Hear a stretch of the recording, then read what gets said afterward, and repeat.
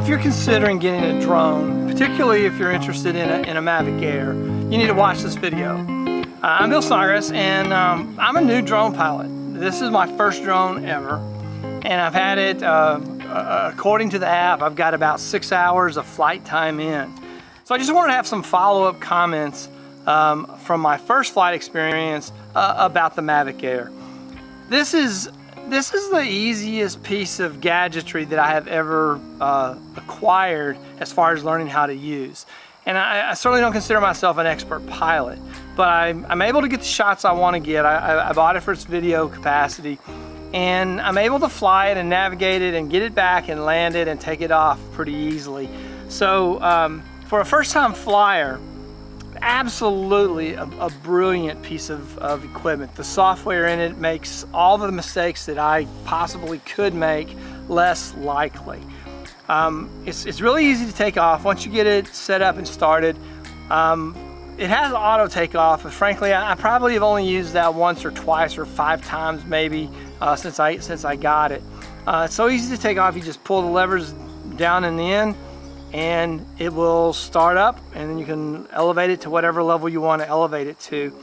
It flies very well. It has some object avoidance, so it'll help you to navigate around objects by at least protesting very loudly that you're too close to something. It will fly a great distance away. The range is limited to 5,000 meters, but it's 5,000 out of 8,000.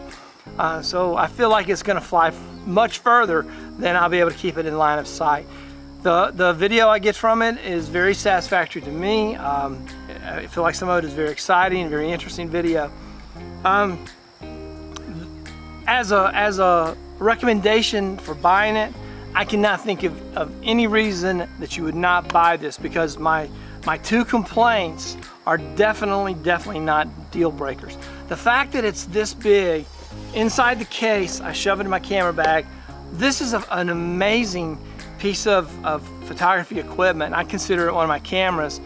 And if it came right down to it and I had to choose between the drone and my DSLR, I would take the drone and my iPhone instead of my iPhone and the DSLR. Because the kind of shots that you can get are so unique and so exciting that to me it makes that sense. Now here are the 2 things. Here are the 2 things DJI I wish that you had done differently. Number 1,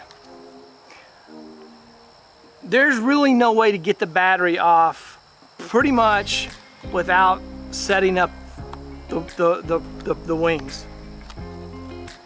There's no way. So if you need to charge the battery, you have to configure it to fly. That's the first thing. The second thing is similar, and that is the data access port here in the back.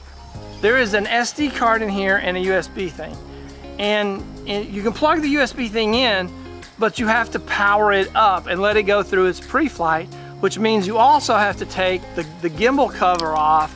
And so in order to just use the data cable to get the data off, you pretty much have to set the whole thing up to fly. If you're going to try to get the micro SD out, you have got to be an elf, a gnome, a fairy, or you're going to have like just really small fingers. And my solution was to get some tweezers, and I can use the tweezers to get the SD card in and out. Now, DJI has never asked me to consult on the design of their drones, but if they were to ask me, I would say, make it easier to get the data off. Just have a way of starting the drone up. And if there is another way that I'm missing, I'm not the only one, because I've spent about an hour going through Google searches and YouTube searches trying to find how to get the data off. And as far as that goes, I'm not alone in my confusion. So that's it. That's my quick review. Excellent flight, a very good photography platform, a lot of fun to fly, really easy to fly. It's just been a pleasure. It's probably has given me a new way, a new variety of doing photography.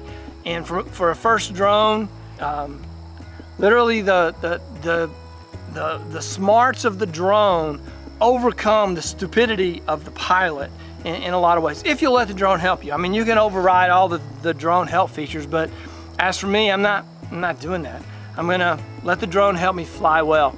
So to summarize, a couple of quick thoughts. If you've never flown a drone before, do not be afraid.